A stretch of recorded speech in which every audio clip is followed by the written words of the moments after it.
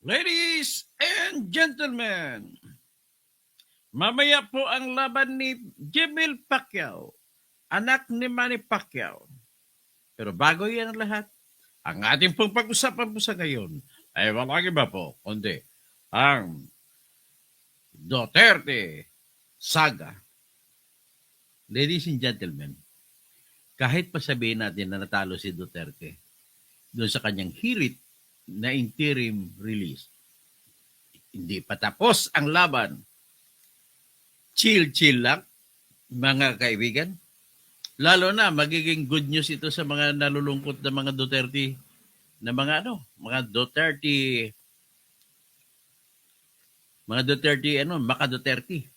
So, bago naman ang lahat, ay, siyempre, paparami muna tayo ng mga audience.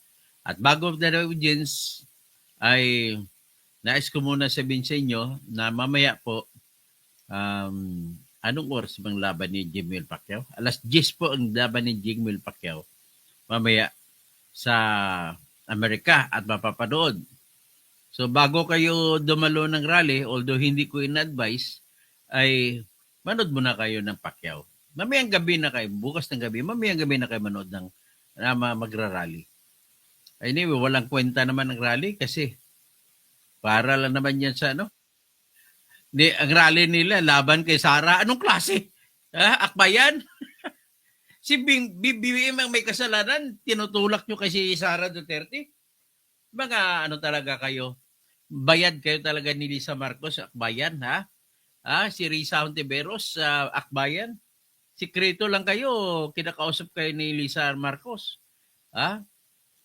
Pati to si Delima, ganun din. Ay, wala talaga kayong kwenta. Pero anyway, meron tayong pag-usapan bago. Dapat sana maging fair tayo lahat. Ang pinaka-urgency of the moment, ang pinaka-urgent sa atin sa ngayon ay tanggalin si Marcos. Si Bongbong Marcos, hindi ubos talaga ang lahi ninyo. Ubos ang bayan, ubos pang pera. Papayag lang ba kayo nito na hindi paparusahan ang utak ng pagnanakaw ng pera sa flood control? Walang ibang utak dyan, si Bongbong Marcos. Kunwari pa siya, papaaris siya, ikaw may utak dyan. Di ba?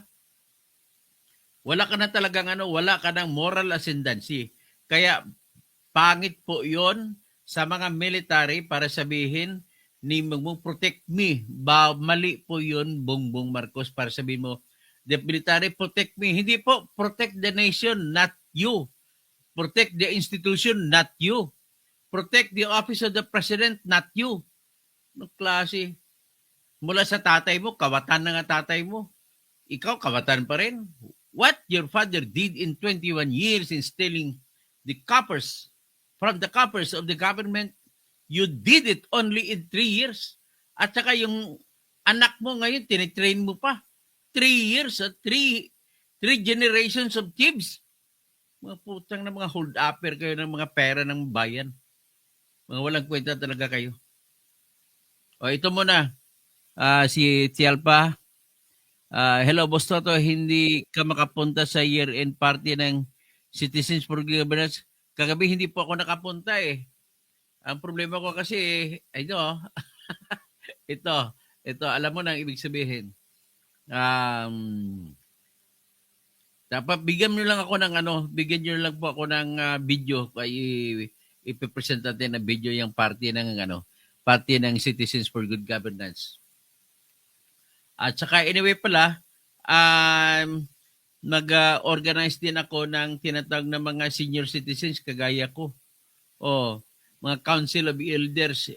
Ito naman po ay organisasyon lang, walang kahit sinong politika, maka-BBM, maka-Duterte, makakaliwa, ay pwedeng magsama. Parang lang, kuro-kuro lang.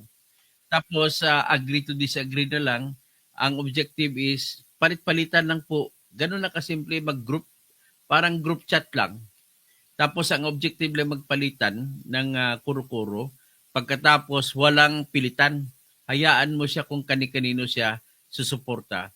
Pagbara, ang objective po, magiging edukado. Pagdating po ng eleksyon, ay alam niya na bahala na siya kung sino iboboto niya, konsensya na lang niya.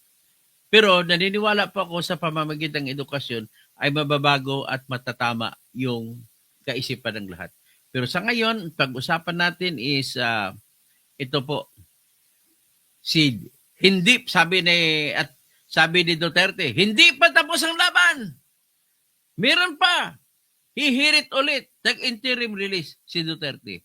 Oh, sabi ni Insurrecto, hindi na daw pwede. Ha? Sabi ni Atty. Conte, hindi na pwede. Sabi ng mga anti-Duterte, hindi na pwede. Maniwala ka ba sa kanila na hindi pwede? Pag sinabi mo maniwala ka sa kanila na hindi pwede, ay magpakabubo ka. Ibig sabihin, yan ang mga taong kulang sa iniisip eh. Kulang sa utak. Bakit po? Pwedeng-pwede pa si Duterte hihirit. Oh. Paano? Ito po ang style. Ito po ang style. Kasi unang-una, alalahanin mo, tama naman ang assessment ni Maharlika, ganun din ang assessment ko. Si Boljakera.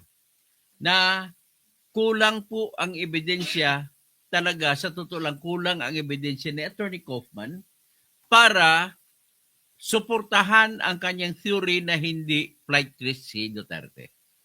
Kulang din ang ebidensya niya para maipakita yung willingness ng state party na nag-alok para kupkupin si Duterte.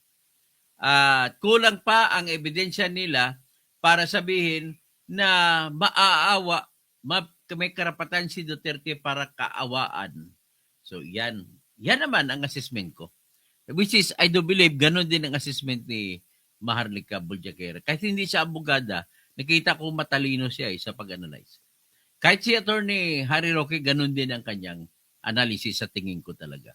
Kulang lang talaga ebidensya. I do not blame Atty. Kaufman. Talagang pilit na kasi wala siyang ebidensya rin. So what will he do?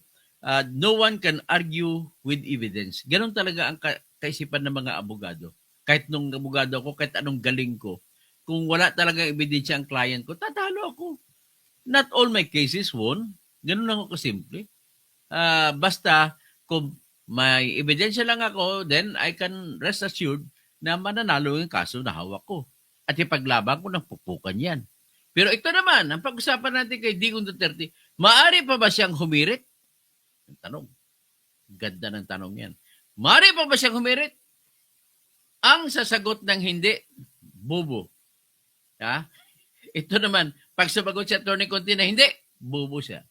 Pag sumagot si Atty. Insurrecto, hindi, bobo siya. Pag sumagot si Bad, Blagkas naman din na hindi, bobo sila. Lahat-lahat sila ay magiging bobo. Pati si Atty. Joel Butoyan, pag sinabi niya hindi, bobo siya. Pag sinabi naman ni Atty. Gabriel Andres, hindi, bobo siya. Anyway, sa ngayon po, bago ko ikikwento kung paano, ay ako po ay nagsasabi, mag-aawit ng isang awitin para po sa The Great Proletariat sa kay Andres Bonifacio. Happy birthday to you. Happy birthday, Andres Bonifacio.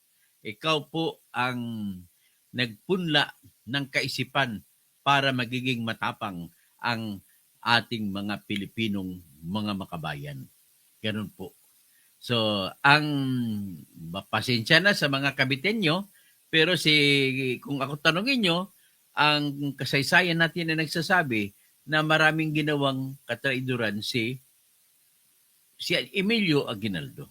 Number 1 na katraiduran niya ay bakit nagkaroon siya ng mansion sa Kawit? Saan niya kinuha yung pera pagpatayo niyan? O, di ba? O nung araw, meron na palang tinatawag na, meron na palang corruption, no? Tapos, naalaala ko rin na yung si Antonio Luna, yung pinatay siya sa, yung Malacanang sana noon ay isa na sa Hain, Nueva Ecija, ay pinapunta din si Antonio Luna para pala patayin lang. Yung pala, kung bakit pinapunta si Antonio Luna doon, yung kanyang siyuta na si Isidra Kuwangko, na lula ni Noynoy, ay naandun sa kanya ang mga ginto na nakuha sa mga Espanyol. So hawak na ni Isidra Cuangco na tesorera ng KKK o ng revolusyonaryong lumalaban-laban sa mga Amerikano. Kasi later on Amerikano na kalaban nila eh. So, nung tumawid sa ilog, si Antonio Luna galing Tarlac, ayun, pinatay siya pagdating sa Malacanang sa Hain, Nueva Ecija. So, ganun po kasaysayan natin. Marami din, nagbenta rin si Aguinaldo ng laban, andun kay George Dewey, nagkita sila sa Hong Kong. Pagkatapos nyon, sa Hong Kong naman, bumalik, ay may kasama na si George Dewey, ginira na yung mga Espanyol. So, ang Espanyol nagapi kasi alam na nila na kukunti lang Espanyol. So, ganun po ang binibenta ni Aguinaldo ang laban noong araw. So, kaya ngayon ako ay gustong-gusto ko si Andres Bonifacio na matapang galing sa Tondo, anak ng Tondo. So, para sa kanya, ang laban na to. Sabi naman ni Cassandra Daisy, sabi niya, the Supreme Court has the power na sabihin sa ICC na may justice system sa atin, parang Amerika na walang pwedeng magdikta sa kanila. Yes, they can say that, but the problem is, Daisy, ay hindi natin mapapasunod ang ICC. May sariling utak din yan eh. Si Yaismen, ICC, bulok. Yan talagang bulok talaga. Bakit? Halata ko talaga na walang basihan, walang ebidensya yung sinasabi nila para sabihin na natatakot sila, baka tatakas si Digong. Eh di ba pwede naman na utusan nilang bayan, ang bansa, na nag-alok, nakukup-kup kay Duterte kung ano ang gagawin para hindi makatakas si Digong. Problema ba yun? Next, meron na po tayo mga technology ngayon. Ilagay lang ang SIM card kay Digong, hindi na siya makawala. Nasa mata na siya ngayon ng ICC. Gagamitin nyo lang ang IT ninyo. Matalin, dami na nating IT. O ngayon, kung gumalaw, di bawalan siya ng cellphone para hindi makipag-usap sa mga ibang tao. Tapos gagamitin pa ang dahilan na marami daw network si Digong, kaya kung malakay ang network niya, pwede siyang magpapatay ng mga testigo, magpagagawa uli ng krimen, kung ano-ano pang gagawin. At si Sibat, pwede yung gagawin kasi malawak ang network. Kasi marami daw mga vlogger na maka Duterte, kagaya ko, tinitingala ako na maka Duterte kahit sasabi lang ako ng totoo, kung ano totoo, na pabor kay Duterte ang batas, ay ipaglalaban ko talaga ang batas. Kagaya kay Atty. Libayan, batas lamang ang pinaglalaban namin. Kasi aral kami sa batas. That's why we have that obligation to fight for the law. And ladies and gentlemen, you must make it to be planted in our mind na the only way po na makapantay ang mga mababang pera na mamamayan ng mga perang mahirap ay kung patas ang pag-apply ng batas. Kung ang batas ay ginagalang ng lahat, pantay ang laban ng mga mahirap sa mayaman.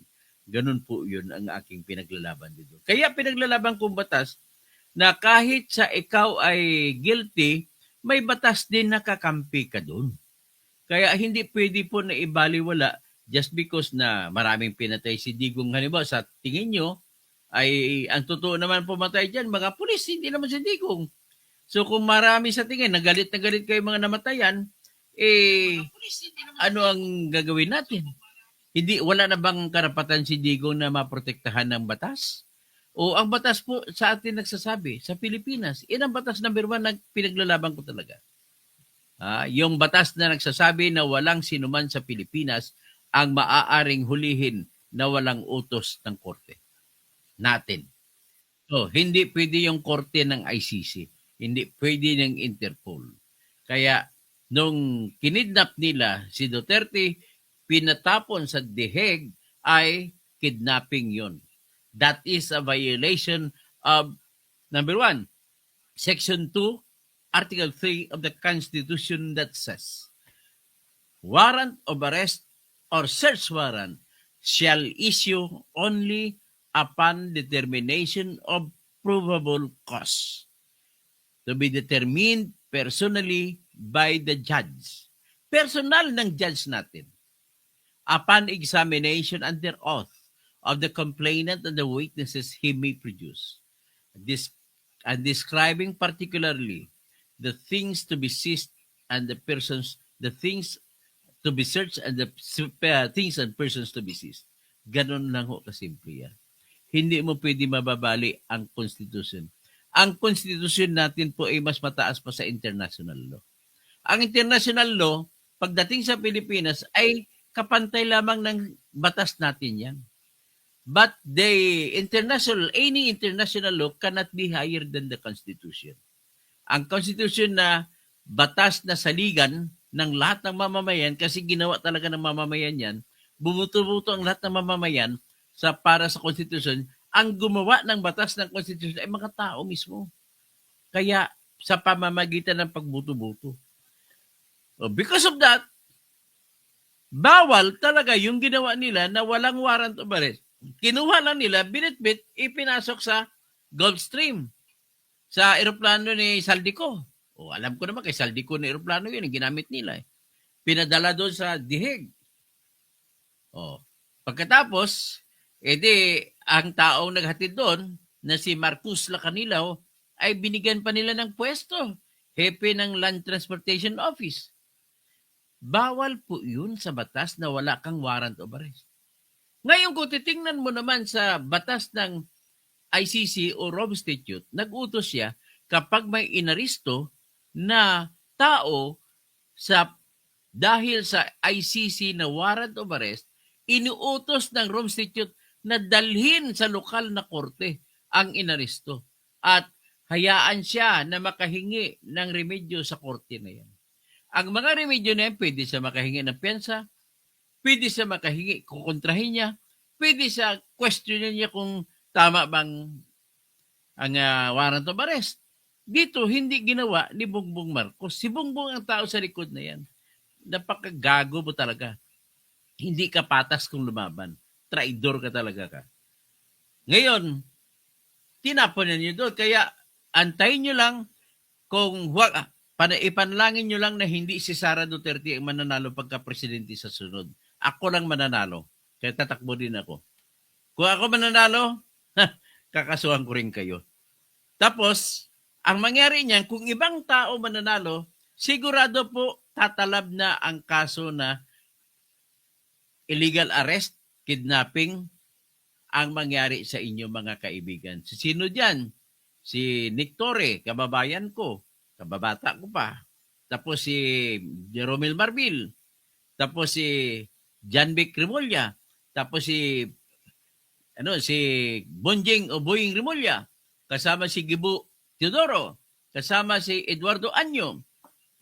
Kasama si Bong. Kasi Bongbong BBM kasi hindi na siya presidente.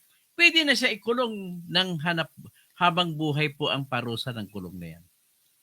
So, ganun po, batas ang pinaglalaban ko. Ang batas natin ay nagsasabi, nag-uutos na tanging utos lamang ng judge natin na lokal ang pwede makapag-aresto sa kahit sino mang tao.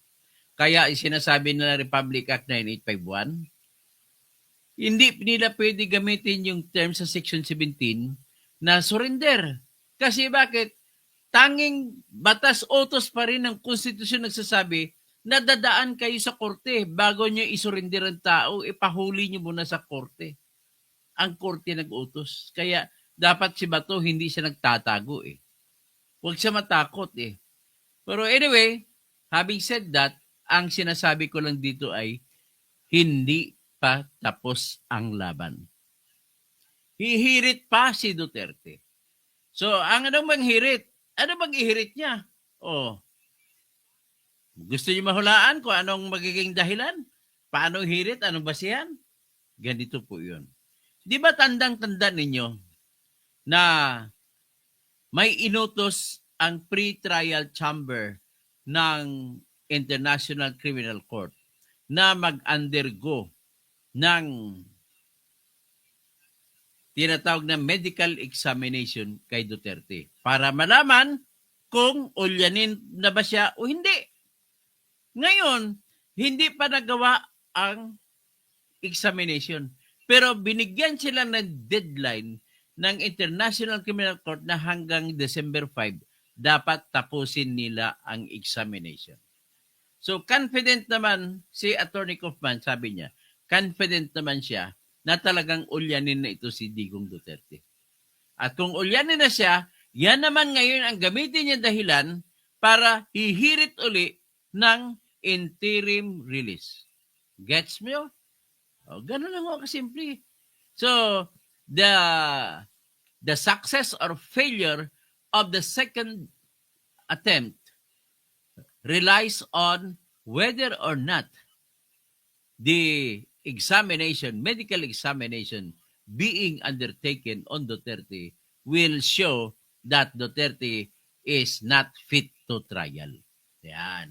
Kung hindi na siya fit to trial dahil ulyanin na siya, hindi na siya makakaintindi kung anong nangyayari, ay hindi siya pwede basahan na ng kaso kasi hindi na makukomply, hindi na masusunod yung tinatawag na any accused must be informed of the nature and cause of accusation against him before the accused can be convicted. So tanong, paano makakaintindi ng nature and cause ng akusasyon si Duterte kung siya ulyanin na? Hindi. Nobody will. Nobody can. Kahit sinong tao. And because of that, hindi na makomply ngayon ang utos ng Rome Statute na dapat by due process. Okay? Ganun po ang, kaya lahat ng mga DDS, don't cry. That God will really provide. God will intervene. In the same manner na nag-intervene ang Diyos sa mga flood control projects at nabisto si BBM sa pagnanakaw niya. So God will provide, don't you worry. And maybe, at sasabihin ng Diyos, ayun na, lalabas ang katotohanan. Halimbawa na not fit to trial si Digong. Kaya pwede pa rin humirit si Mr. Attorney Kaufman sa nailabas pansamantala si Digong hanggat sa gagaling siya dahil may sakit. Okay? So, without saying much, yun lang aking masasabi. I don't want to, siguro, pwede ako ma-travel back in time and then examine what happened. Kung ako tanongin nyo, ginawa lang ni Attorney Kaufman ang the best he can. Pero unfortunately, the circumstances were not favoring him kasi konti lang ebidensya niya. Ganun lang kasimple. So with that, behold, and let's pray to God, kayo mga fans kay Duterte ay magdasal po kayo. Actually, bilib ako talaga kay Duterte. He is the best president. Tanggalin mo lang mga namatay. Tanggalin mo lang formally. Ay the best president ever in the whole world. Hindi lang sa Philippines. Kaya, nagkontra-kontra ngayon. Siyempre, gusto din natin na may katarungan na mapupunta sa mga namatayan. Gusto rin natin may katarungan din kay Duterte. Kaya, let us pray where will that justice be found. Ganun lang kasi ang ating pagdasal dyan. Pero mas gusto ko na hindi tayo pwede diktahan sana ng ICC. Dapat gagamitin natin ang sarili nating batas, Republic Act 9851, na nagpaparusa sa crimes against humanity. Na dito na lang siya paparusahan sa Pilipinas, dito din siya lilitisin. Bakit naman doon pa sa ICC, ang layo, ang mga testigo, papuntahin mo pa roon, ibis na dito na lang. Tapos sasabihin nila ay, paano yan? Hindi na makokontrol, matatalo. Naku, paano matatalo? Hawak ni Bongbong Marcos ang mga judge dito. Di ba? Ganun lang ako kasimple. Ang sa akin lang dito, hindi yung fair ang batas dito. Hindi yan. Kasi naniwala pa ako na unfair ang mga courts natin. Our courts are not what I call this as unreliable, dysfunctional. Pasensya na mga justice sa Supreme Court. Pasensya na sa kay Chief Justice Gismondo. Talagang dysfunctional po ang local courts natin. Ang higher courts lang ang pwede. Pero ang local courts natin po, marami po kasi mga judges diyan ang tumatanggap. Marami din mga judges dyan po ang natatakot kung tatakutin. Halimbawa, kagaya kay Atong Ang, kung si Atong Ang kakasuhan, sa tingin mo ba kaya hindi matatakot yung judge kay Atong Ang? Ganun lang kasimple. O yun sa Davao, yung mga pumapatay doon, hindi ba kayo matatakot ang judge doon sa mga pumapatay na kinakasuhan? Ganun naman po. So, para mawala po yung takot, kaya inaadhika ko na dapat po ang ating mga judge sa bawat korte ay mga tao na kagaya sa Amerika. Ang sistema po, bawat may kaso ay magraraffle sa listahan ng butante at saka residente at kung sino mabubunot ng mga 50 katao ay ipatawag sa Hall of Justice. Interviewin isa-isa para malaman kung sino ay makakayahan na magiging hurado. So, pag mapili na ang 12, pero bago mag-12, mga 20 muna yan. At ipepresenta sa abogado ng akusado at abogado o di kay piskal. Mamimili sila ngayon ng tinatag na voir dire. Voir dire, itcha-challenge nila ngayon, pat-policy nila yung sa tingin nila yung mga jury members, possible jury members or jury candidates na sa tingin nila ay biased. Tanggalin. Halimbawa, sabihin, oy, kamag-anak kasi ng akusado, hindi pwede yan, palayasin yan. O di kaya, yung akusado natin po ay Ilonggo, kaya hindi pwede umupo yung mga Ilonggo na mga judge. Ganun po yan ang mga gagawin. Pero kung ang mangyari, sa lugar ng mga probinsya na tayo, wala nang tawag-tawag sa tribo yan. Kung Ilocano ang akusado, sa lugar ng Ilocos din. Sa lugar ng Lawag, magpipili-pili ng judge. So, puro Ilocano din ang judge. Ilocano ang akusado, Ilocano din mga tao na magja-judge, kaya fair pa rin. Ganun po ang laban kung saang lugar man, ganun po ang pinapangarap ko. Okay? So, here is to wrap up, pwede pa rin humirit si Duterte sa panibagong interim release sakasakali na lalabas ang findings ng examination ng doktor sa kanyang utak. Kung siya yung lalabas na ulyanin, ay hindi na siya pwedeng itatrial. Kaya ihihingin na nila ulit na palabasin na lang. Okay? Ganun lamang po. At saka, I am announcing sa aking mga kaibigan na kung sino ang mga senior citizens kagaya ko, i-email nyo po ako sa berteneCkausing@gmail.com kung gusto nyo sumali. Tapos, gugrupo-grupo sa isang community group chat ang lahat ng mga senior citizens. Kasi tayo mga senior, tayo ang sandalan ng mga bata.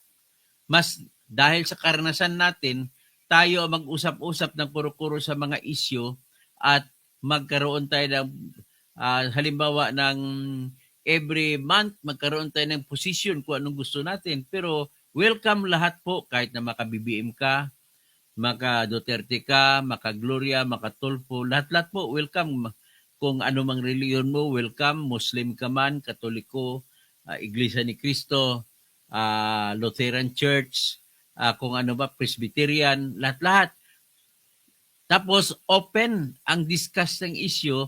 Walang pagalitan, huwag makipag-away kahit ano man ang posisyon na kung ano man gusto niyang political stand, wala tayong magagawa doon. But then, what is important is, ang objective lang ng grupong ito, the seniors, ang tawagin ko dito, the Council of Elders, magpalitan lang ng kuro-kuro at ang objective para pagdating ng eleksyon, kani-kanya tayong desisyon kung sinong iboboto natin.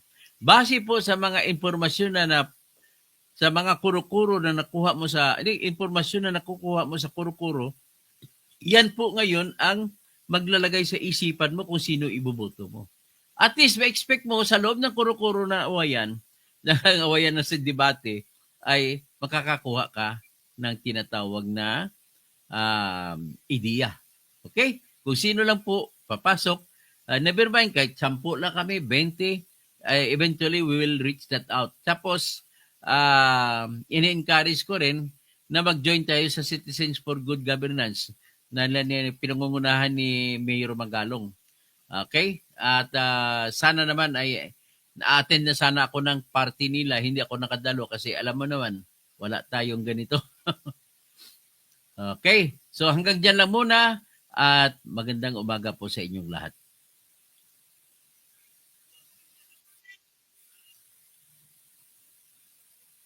So, sino pa? Yasmin, tapos Tialpa, Tialpa ha, 02. O ganun ang no. Tapos, basta we will promote, mag-invite ako kung sino magsumali sa Citizens for Good Governance.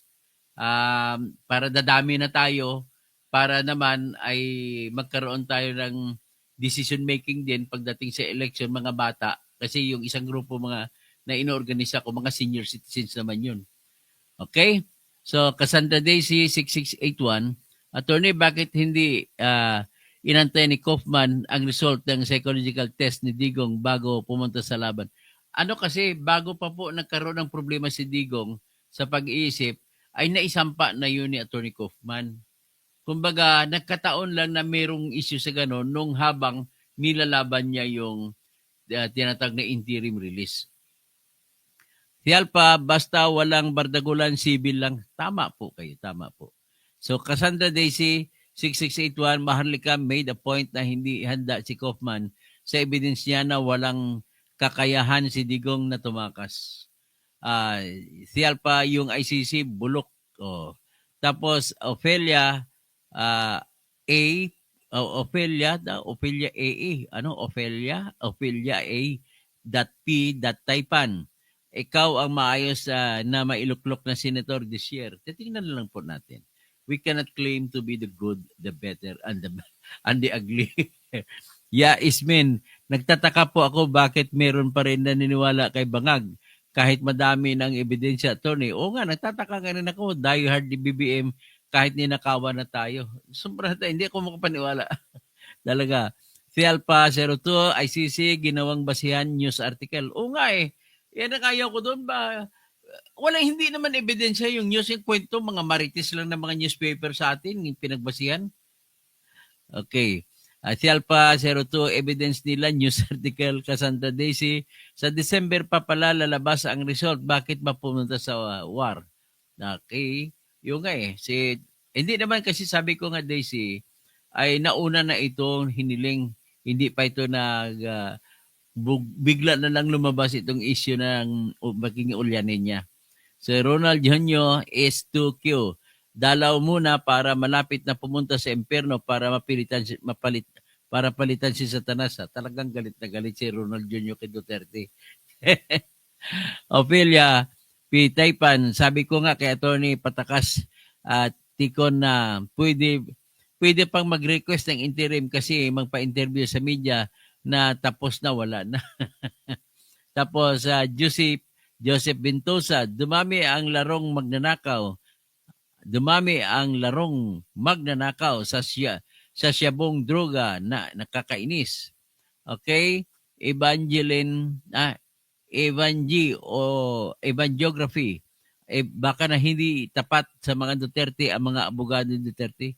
Hindi naman nakikita ko tapat naman siya. Observation ko kasi naging abogado rin ako eh. I know how lawyer works. I know how lawyer thinks. I know how a lawyer acts. Tapos kung loyalty ng abogado, nandyan pa rin. Sa Ronald Junio, ito is tama ka, matapang ang mag-live para magsalita ng kasinungalingan. Tapos Yasmin, ICC Bulok. Cassandra Daisy, 6681, Supreme Court has the power na sabihin sa ICC na ang justice system sa atin. Parang Amerikano, walang pwedeng magpadikta sa kanila. Yan ang problema, no? Sa Amerika, ang Amerikano talaga, they do not like to be dictated by any foreign entity. Kaya, ayaw nila. Alam mo, Amerika pa yung nag-author ng nagpasimula ng International Criminal Court tapos hindi pa sila kasapi. So, Yasmin, nag-rely sila sa media attorney. Oo. Ronald Junio is 2Q. Asa pa kaya na makalaya? Buganti, papalayain, malabo na yan, kalbo. What ka ba magalit sa akin, Ronald? Kalbo na nga ako, tawagin mo pa akong kalbo. Rolando Guerrero, Anong react mo sa attorney niya po? Okay lang po. Although, ang katotohanan dyan, ako nagsasabi sa inyo, mas magaling ako nagdihamak sa pagsusulat ng argumento. But then, yung argument niya, ganun ang style niya wala tayong magagawa. So, Kalambenyo, taga Kalamba pala, no? Maka Duterte ka pala, kung pinaglalaban mo ang batas, dapat ipaglalaban mo yan, mga EJK. Ang pinag-usapan po dito Kalambenyo ay ang ayaw ko mangyari yung yung kidnapping. Yung EJK naman, bakit ko sasabihin na si Duterte mananagot? Wala naman pa namang ebidensya. Naging presidente lamang siya at maraming pinatay mga ganun ang pulis. So ngayon, it's another matter. Mapapatunayan ba nila na si Duterte nag-utos sa mga pulis na pumatay? Let us be fair. Let us be fair, Kalambenyo. Ang paniwala ko diyan ay kung mga war on drugs lang ay hindi matatalo si Duterte diyan. Mananalo siya. Malamang baka si Bato, kung si Bato ang mahuli kasi pulis siya. 'Di ba? Kasi mga pulis ang pumatay So Ilonggo, paano malawak ang network? Bakit siya nagdala ng malakas pa network niya? Yan nga, wala ngang ebidensya yung mga pinagsasabi ng ICC. Kaya napapahiya ng ICC dito Okay, ICC judges you are either biased or you are either incompetent in your decisions. So, Ronald Jr., hoy, hindi yan mga tanga, utos ni Digong yon. Tarantado ka talaga. Anong ebidensya mo, Ronald Jr.? Yun, magdebate na lang tayo. Naaawa ko dun sa mga namatay. Pero ang tanong ko si Duterte ba dapat parusahan mo sa mga namatay? Pasensya na sa mga namatayan. Si Duterte ba talaga dapat? O yung mga pulis? Nasa sobrang tapang nila ay may pinatay sila. At ang pulis din ay nagkulang sila. Alam naman nila na may namatay sa operation. Bakit hindi nila imbestigahan ang mga pulis na nag-operate na kung saan ang operation na yan ay may namatay? So, malamang ang tatamaan nito yung hepe ng istasyon kung saan yun ang mga operatiba na nakapatay. So, I doubt din kung matatablan si Bato pagdating sa trial. I doubt naman that kung war on drugs lamang pag-usapan natin Pero mas malakas pa sa tingin ko ang ebidensya ng Davao Death Squad na kaso laban kay Digong. Yan mas malakas pa yon. Pero kung war on drugs, wala. Unang-una, wala tayong ebidensya na si Duterte ay pumatay sa mga kahit sinong adik. Huwag naman natin tawaging adik. Napaghinalaan lang. J-Mark, tapos Argo, I agree host. J-Mark is balingit. Ronald, anong kalbo? Cassandra Daisy, reality, pag President Moses BP Sara, the only way na ipaglaban niya sa Philippines ay may sariling batas at hindi ICC ang may sariling problema. Tama po yan. Kalambenyo, sino bang nag-utos sa mga pulis, di ba si Tatay? Hindi po, Kalambenyo. Ano bang pruweba mo, Kalambenyo, na si Duterte nag-utos? Sige nga. May narinig ako na nag-speech siya, kung kailangan patayin nyo, kaysa buhay ninyo kung magdepensa kayo. Yan po ang klaro. Wala po ako narinig na ako nakita na si Duterte ay umamin na inutusan niya pulis na pumatay. Pumatay lang kayo, kill, kung kayo ang buhay nyo ay nasa alanganin. Okay? Huwag nyo nang equate sa ganon kung ang mga pulis naman kasi po nating Kalambenyo. Ganito po yun. Lahat ng mga pulis ay may utos galing sa batas natin na hindi pwede sila sumunod sa mga utos na mga krimen. Pag krimen, alam naman ng mga pulis natin ang papatay ay krimen. So hindi sila pwede magsasabi, ang nag-utos sa akin ang parusahan. Hindi, sila, bawat isa sa kanila, ang parusahan, hindi yung presidente na nag-utos. Kung talaga may utos man na pumatay. Kung si Bato man nag-utos nga pumatay, bawal yun. So, sa ilalim po ng Revised Penal Code, hindi ikaw na pulis, hindi ka maka-excuse dahil inutusan ka ng boss mo. Okay?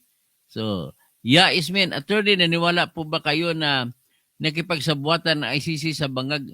Naniniwala po ako. Naniniwala po ako kasi sino ba naman itong mga judge na to kung bibigyan mo ng bilyonis?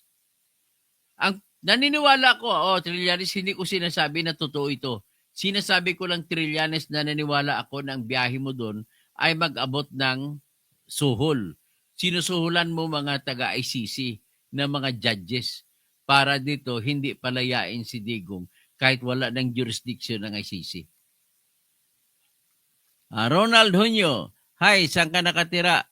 Saan ka nakakita ng akusado na kinidnap? Ito, sa Pilipinas, kinidnap. Ano ka, kung hindi mo ipaglaban ang batas mo, Ronald Hunyo, then you better, pwede kang isama sa kulungan. Kidnapping yan. Hindi mo ba inintindihan? Kidnapping yan. The only way na aristuhin ang tao is kung may utos ang sarili nating judge. Okay? Gano'n lang yung kasimple. Hindi pwede po yung utos na warrant of arrest ng ibang judge. Sa Pilipinas lang na judge ang pwede. J. Marquez Balingit. Ronald Hunyo. Baka inaresto, kalbo naman. Ka naman, kalbo na nga tayo. Basta ikaw lang, chill-chill ka lang dyan. Wala akong problema, tawagin mo akong kalbo. No, that's very good. I will laugh at it. I will even enjoy that word. Tapos Cassandra Daisy, 6681. J. Mark, welcome ka dito, Adik Lover. J. Mark is balingit. Natatawa si J. Mark. Argo, Namuka, BBM. J. Mark is balingit. Ano ba yung parang nag-asar ka? Tapos si Argo naman, hayop ka, BBM, 3 years ka na sa pwesto, ala ka rin project. Cassandra Daisy, 6681. J. Mark, bakit hindi ka naawa sa mga biktima ng mga adik? Nagnanakaw ba yan dahil hinahanap ng mga pulburon ang katawan nila? J. Mark, isbalingit, question mark. Ronald Isonyom, bulag ka lang kaya hindi mo makikita. Pinagmalaki mo yung project ni Digong nyo na Dolomite. Ay, project ni Digong yung Dolomite? Naku, hindi po. Si Benny Antiporta may project niyan. Kung sino Benny Antiporta, yan po yung yung kurakot na naging opisyal ng bayan natin. Jai Marquez Balingit, ginamit niya si Digong dyan. 5 pa lang po ako, 5 pa lang po ako. Okay. What do you mean by 5 pa lang po ako? J. Mark is balingit. Cassandra Daisy, J. Mark, may symptoms ka na sa sabog ka. So, ano ibig sabihin ng 5? BBM, bagong leader na makapili. Tama ka. Kasi traidor eh. Patrick Torres, H5Y. Pagit, Argo 679. Jimmy, leader ng modern day, makapili, pero dayuhan versus kapwa. Lucia Romitares, Huwag magpauto. Cassandra Daisy, 6681. J-Mark, doon ka na sa rally sumama para ipapulikol test ka namin. Argo 67 na host, bakit walang lumalabas na trust rating? Mayroon nata, may nalabas na ata. Edgar Dimailig, 3917. Argo, host, bakit walang lumabas na trust rating survey? Baka meron na, titingnan natin. Cassandra Daisy, Kaufman is a joke. Mas magaling pa ang mga Filipino lawyers. At Ronald Jr., ang galing mo talaga, Boss Calvo. Maraming ebidensya ang ICC, lalo na yung mga videos. Hindi po yun ebidensya. Pagdating po sa criminal case po, Ronald Jr., proof beyond reasonable doubt. Hindi po pwede yung mga gano'n na video-video lang kunwari. O news lang yun. Dapat dyan na siya mabulok. Kasi ang video, pag magpresenta ka ng video, ipresenta mo rin ang gumawa ng video. No? Siya ang titistigo kung paano niya ginawa. Kung may litrato, ipresenta mo rin ang photographer para malaman kung paano niya kinuha ang photographer. Baka naman AI lang yun, di ba? Cassandra Daisy, 6681. Si Imelda Marcos na lang ang counts of graft and corruption na sa bahay siya. Bakit si Digong dapat nga si Imelda Marcos ikukulong yan eh. Kasi nasintensyon sa 77 years imprisonment eh. Juliet Lopez, Cheese, ikulong na. Fernando Rafael Fernandez Cuervo, it's a never-ending story. Yes, indeed. Si, senyor. Argo 679, pag nag-joke si Ferrari, ebidensya agad. Pag sinabi ni Perdi, mahal na, kita mo mga joke-joke lang ni Sarah, ginawa pang ebidensya. Grabe naman tong ICC na to. You are incompetent as judges. Charlie Pablo, sinong God ang tinutukoy mo? Baka si Satanas. O ikaw naman, if you talk about God, Charlie, you are referring to one God, but Allah. Okay? Argo, anga-anga talaga pulanggot. Kasanda Daisy Kaufman didn't do his best. Tapos Jolette Lopez Hing, believe ako kay Trillanes. Believe ko kay Trillanes, napakabubo, napakasinungaling. Mahal niya Pilipinas. Bakit gustong gawin ng Digong? Sino ba nagkipag-usap sa panahon ni Enrile? Di pa sinita ni Enrile si Trillanes? Panahon ni Noynoy, nakipag-usap sa China, sa Chinese. Gagong Trillanes.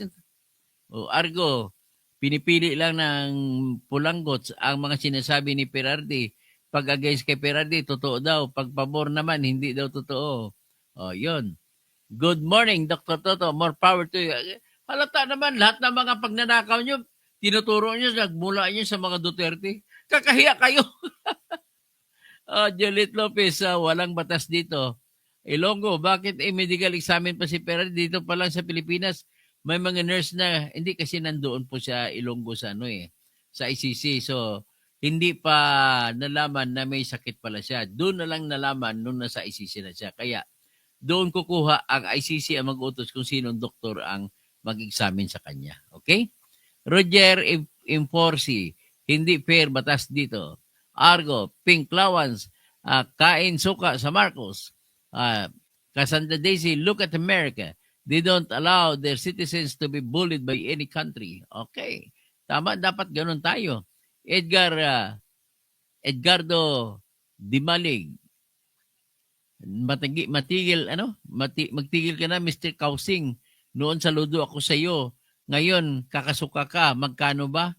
Oy, wala pong bayad sa akin, Edgardo Dimalig. Wala po. Pasensya ka na. Yung magtanong ka na gano'n, pag galit na galit ka sa akin, you have no reason to get mad at me. Unang-una, tama po sa batas ang sinasabi ko, Edgar. Kapag sinabi mo hindi, ibig sabihin po, marites ka lang, galit ka lang kay Duterte, kaya gano'n ka. Ikaw po ang klaseng tao na hindi kayang ibigay ang patas na pagtingin sa mga taong kagalit mo. Okay? Ganun po ang ugali niyo po. Genry, unfair, kaya tanggalin lahat nilagay ni Digong. Tapos Cassandra Daisy, Jolette, so weak leader si BBM, hindi lang weak and cheap. Hail the cheap. Ilonggo, sino magsabi na walang batas dito, walang president natin na makulong? Ronald Jr., nako, sa kayabangan ng Digong nyo, kaya nakulong. Ay, hindi naman, mayabang, daming tao mayabang, ikaw mayabang din sa mga pananalita mo, mayabang ka rin dito Juliet Lopez, Robin, palamunin ng taong bayan. Di ba mayabang ka? Cassandra Daisy, rural, siguro wala kapag kamag-anak na inabuso ng adik. Wala nga siguro. Ronald Jr., malapit na maubos at makasuhan ang mga senador ng Dutae. Sino bang mga Dutae? Panay ko magsalita ka Dutae, parang hindi ka tumatae. Ronaldo nyo? Roger Impor, batikusin nyo po pa-ICC para lalong dagdag sa kasong Digong. Wala ba? Sinsiyan mo sa kasi ang tawag dyan po, freedom of expression. Kaya nga, walang kwenta ang ICC judges. Kahit yung mga freedom of expression ng mga tao, sinasabi na supporter doon ni Digong. Sana host, i-discuss mo ulit yung kahayupan ni Risa. May 3 billion insertions ang animal. Delia Maghanoy, crimes against humanity were made by the NPA. Innocent people were killed. Duterte has law enforcement against drugs and abusive policemen did the crimes. Tama, mga pulis ang pumatay, hindi si Duterte. Drug lord si Digong. Drug lord, asan ang ebidensya natin? Cassandra Daisy, Juliet, si Robin ang nakakausap na magbigay ng generator para ilaw sa Cebu. Noon, baha. Ronald Jr., wala talaga dahil alam na kung sinong totoong adik at drug lord. Yun ay ang puon nyo. Matagal na si Digong yan, sa kulungan, bakit hindi man lang bawal ang droga dyan sa loob? Dapat namatay na siya kung adik siya. Kasi hindi makaka-hit-hit o hindi maka-injection. Dapak na hanggang ngayon buhay pa rin siya, may ulyanin nga lang, ay papatunay yan na hindi siya addict, hindi siya wala siyang ginagamit na drugs. Kasi bawal naman sa loob ng kulungan ng ICC ang drugs, di ba? Oh. Tapos hulihin niyo muna si Bantag. Ang problema sa inyo, hindi niyo hinuli si Bantag. Oh. Bakit naman pinahuli pa si Harry Roque? Gusto niyo huli si Saldico? Lahat-lahat ang gusto niyo huliin. Ba't si Bantag hindi na mahuli? Ha? Rimulya, BBM, Dartates, Joe Acan, John Vic Rimulya. Bakit hindi niyo mahuli? Diba? Argo, tama host. Adrian Sabili, ICC Bulok, panagutan, mga traidor na nagkidnap kay PRD. BCB, Parmali. Okay lang yung Parmali na yan. Hindi naman siya, wala namang ebidensya na siya. Although may pagnanakaw talaga nangyari dyan. Argo, kapatid na mismo nagsabi, addict si BBM. Tama, si Aimee na mismo nagsasabi. Ilong ko, attorney, anak mo ba si Ranger Kausing? Hindi ko nakilala si Ranger Kausing pero baka ano mo, pakilala mo sa akin, baka pamangking ko. Jing Onciano, Jolit Lopez, tapos Ronald Jr., Mr. Wonderful Peer. Ang problema, Dr. Toto, ay done deal na yan between ICC and McCoy Jr. Yun nga ang problema natin. Argo 679, host, bakit hindi manalo si Trillanes sa election? Kasi po, walang kwentang tao. Bistado na siya ng tao na tikalon. Tikalon ka manog tunto. Ronald Jr., digong din ang protector niya. Ginamit ni Gadon ang formally issue na aid of election noon para siraan si Duterte. Jolit Lopez, hindi naman siya nanalo si Gadon. Argo 679, host, wag pansinin trolls. Ola Palmer, Paulion na nato si Tatay Digong. Tapos Ronald Jr., Trillanes lang malakas, ha? Trillanes mo sinungaling. Wala man pwesos gawin. Kaya nga hindi na naman nanalo kahit na tumakbong mayor ang asim ng mukha Tapos Argo 679, host, yung mga maniwala pa rin kay BBM, kadalasan wala pang pag-aralan. Yung Argo 679, yung Pink Flowers, nagbulag-bulagan. Cassandra Daisy, sa edad ni Digong, hindi naisip ni Kaufman. Argo host, yung kapitbahay kong adik, nag-post sa FB, I stand with BBM daw. Kennedy Mabalay, sana wag na tayong umabot sa civil war dahil titindig ako para sa Duterte. BCBs, mas maraming patay sa panahon ni Dilima na siyang DOD. Statement yan ni Senator Cayetano. Jolit Lopez, hindi sila terorista, puganti sila, hinahabol sila ng batas. Jess Ridera, Yasmin, walang maniniwala kay Bangag. Troll Farms na may 10 account per person, may 10 account per person na lang bumubuhay sa Bangag admin. Pero pagdating sa 2028 election, 32 million ang makukuha ni Sara. Ronald Jr., kung walang ebidensya, makalaya na yan. Si Digong, yung mga live sa hearing ng senador, madaming inamin si Digong doon. Tawagan mo kung ako magdebate. Wala, hindi sapat yung mga sinabi niya doon. Cassandra Daisy, 200 plus na namatay sa flood control scam ay mas masahol pa sa EJK ginagawa ng buong pamilya ni BBM. Efren Villacruz, Calio, Gonggong, Argo, tama ka host, I agree host. Joel Lopez, utos ni Digong. Tapos, Buzzers Inc., who ordered and who canceled the idea of Tokhang, the backstab sa Duterte. Hindi, police pa rin ang pumatay po, hindi si Duterte. Puro ka depensa sa puon mo, di na yon mabubulok. Doon na yun pala, hindi din. Pidilya Kabinta, God bless you, Dr. Kausing, go, go, go, pagtanggol ang tama. Host, tama, madaming natuto sa vlog mo, host, sabi ni Argo. Emhel Visto, tama, dyan, attorney, kay naay picture si Trillanes, kauban nga ICC. Diba? Buzzers Inc., wala ba jurisdiction ng ICC? Wala po. Argo 679, Makinig kayo kay host. Si host maging abogado at engineer. May PhD pa. Buzzers Inc. Approve pa ang interim release. Uulitin po, natalo po siya dyan. Cassandra Daisy, attorney, baka may maleta na pupunta sa Netherlands. Ayun nga, isang maleta lang kailangan dyan eh. Cassandra Daisy, sa akin, Kaufman should be fired. Buzzers Inc., mga Pinoy na attorney, wrong sa ICC. Jolie Lopez, kung kidnap, magkano tubos? Argo 679, like tayo guys. Aurora Manderico, Ronald, Attorney Rocky just revealed na mawawalan ng pundo ang ICC pag nakalaya si APRRD. Buzzer Singh, bakit na-stop ang Tokhang in 2020? May sariling problema ang Netherlands. Dahil discretionary ang ICC, nakadepende pala ang hatol nila sa mood nila o sa trip nila. Buzzer Singh, good grounds lang, hindi probable cause. Tapos Eddie Gabos, it's crazy how you people need to no proof to believe a lie that they need countless proof to accept the truth. Tapos Ronald Jr., yung video na yung galing sa hearing ng Senate. Basher Singh, Imelda Marcos, bakit hindi kinulong si Digong? Ni Digong, okay. Joy Campanano, Bato, hinahanap ka na sa Senado. Daming tanga sa channel mo, attorney, Kausing. Orlando Mendoza, Digong Duterte, the best president of the Philippines.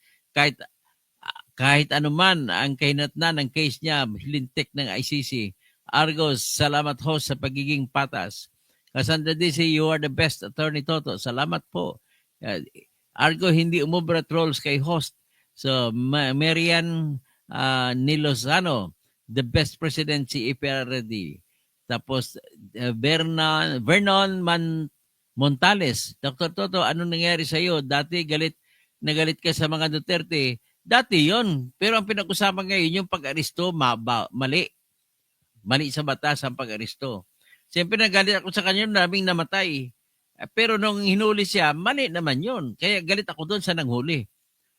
Hindi pwede nga kung mo kriminal, ay huliin mo, patayin mo kagad, di bawal din yon. Di ba? Lalaine Torrenueva, Intellectual and Intelligent Information. Salamat, Dr. Kausing. Baba KJ, Dr. To, you are so kind to keep up the good works. May ala peace sa panyo. O ala hu akbar. Tapos, Rodi Rabi, good morning. Tapos, Argo, pag talaga nasa tama, plus nasa tama, ang sarap pakinig sa vlogger. Salamat po. Baka Squatter, Marcos Resign. Stay safe. Argo, pag talaga nasa tama, plus pinag-aralan, ang sarap pakinig sa host. Salamat po.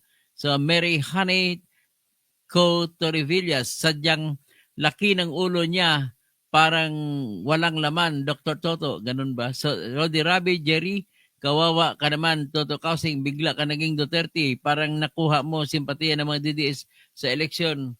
Hindi naman po ako, patas lamang po ako, nagkataon na ang batas ay dapat depensahan ko si Duterte dahil kinidnap siya. Krimen po yon. Dapat ko ipaglaban ng batas. Diba, Dr. Pastor Rodi Rabi? US Min, Trillanes, Bagmani, BBM sa Hague. Mary Honey Torrevillas, gipang bali ni Mutanan. Kulas madulas, wala ng kwenta ang pinagsasabi mo. Ganun ba? Bakit ka nandito? Nakikinig ka kung walang mga kwenta sinasabi ko. Ronald Jr., grabe naman, Mary Honey, sinabi mo naman ang totoo. Puro hangin ang laman. Ganun ba?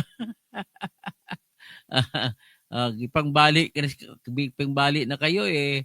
Mary Honey Torrevillas, nganong mahunong ang Tokhang kay hadlok si Digong. Ashley, with love, Million, solid pa rin, Tatay Digong. Susan, ipaglaban mo sir ang korupsyon kasama kasuhan si BBM. Cassandra, Daisy, kulang sa kaalam ng mga loyalista na kung sila kaya ang basta-basta na lang hulihin tapos itapon sa ibang bansa. So, Ronald Jr., PRRD, Best President, Advisor, Drug Lord, tinanggal ang ban ng mining. Gumawa ka pa ng kwento. Sige, hanggang dyan lang tayo ha. Magandang umaga po sa inyong lahat. Mag-rally kayo mamaya.